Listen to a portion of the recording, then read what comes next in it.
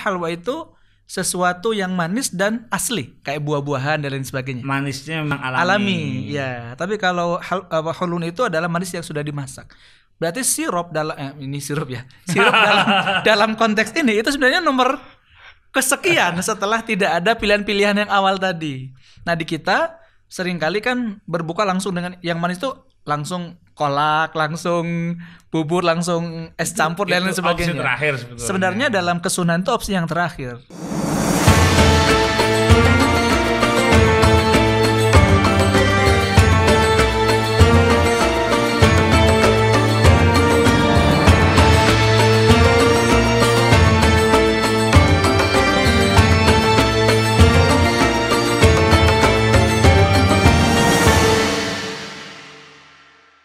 Gus, kita sering mendengar idiom berbukalah dengan yang manis. Ini kadang-kadang yang promosi produk sirup. Ini kena hadis dhaif riwayat sirup ini ya. Hadis dhaif riwayat sirup. Jadi ada tendensi kalimat yang tendensius. Nah, maksud saya sebenarnya apakah statement ini memang ada landasan syar'inya atau memang sebatas idiom yang kemudian viral atau banyak diungkapkan di Indonesia saja? Ngaten Gus. Mungkin juga lebih diterangkan bagaimana sih adab kita dalam berbuka puasa. Ngaten Gus. Sebenarnya kalau kita merujuk kepada cara Nabi berbuka, misalkan dalam hadis riwayat Abu Dawud, kana Rasulullah sallallahu alaihi wasallam yuftiru ala rutabat qabla ayusalliya. Fa illam takun rutabat fa ala tamrin. Fa illam takun hasawatin min ma. Jadi Nabi itu ketika berbuka pilihan pertamanya adalah rutab. Rutab itu kurma yang masih basah. Iya, kurma matang yang sudah basah. Karena kalau dalam kita fikir nanti setelah rutab itu berikutnya adalah busr ya, busrun ya. Itu kurma yang belum matang tapi sudah bisa dimakan. Ada istilah itu. Kemudian setelah itu ma'u zamzam.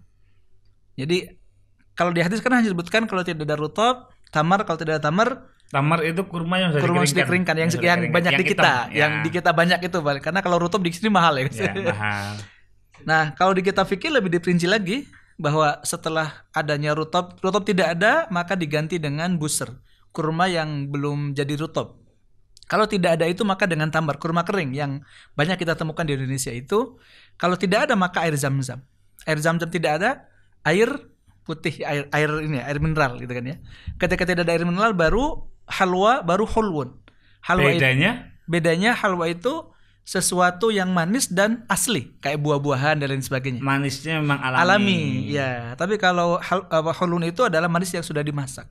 Berarti sirup dalam ini sirup ya. Sirup dalam konteks ini itu sebenarnya nomor kesekian setelah tidak ada pilihan-pilihan yang awal tadi.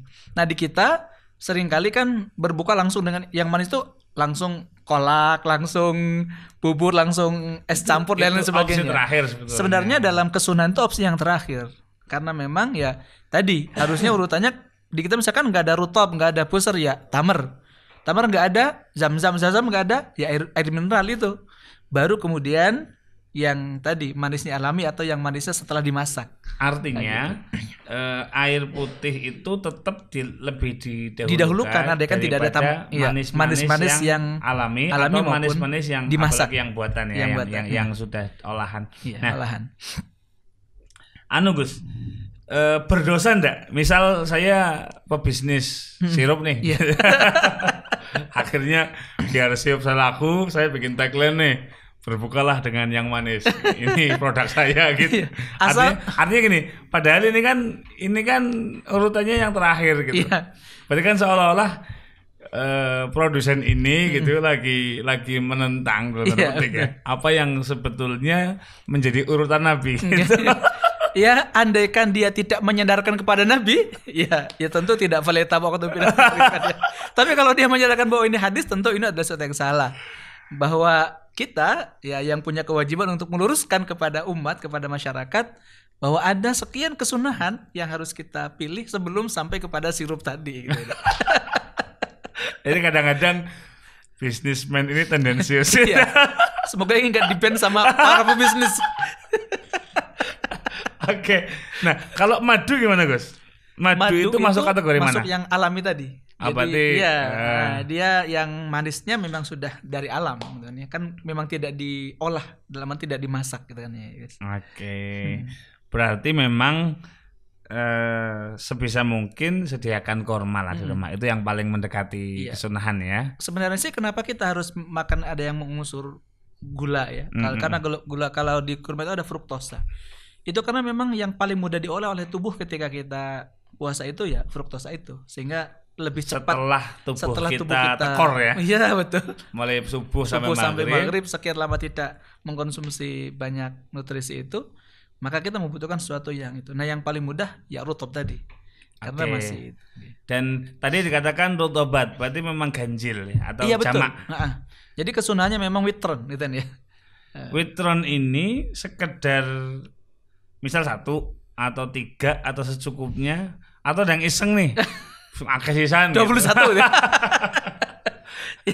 ya kalau kita merujuk ke Nabi ya 3 gitu ya guys ya, atau 5 gitu ya. Jadi tentunya kulu wasrabu walatusrifu ya. Iya. Makan, minum tapi jangan berlebihan. Ya, mentang-mentang sunnah 99. Oke. Nah, kalau kurma ndak ada, kemudian air putih atau zam-zam ya, air zam-zam, air putih, baru kemudian manisnya alami. Dalam berbagai bentuknya ya, madu, buah-buahan. Kemudian yang terakhir adalah yang olahan, manis yang memang pakai gula, manis yang memang olahan gitu, dan sebagainya. Nah, jadi memang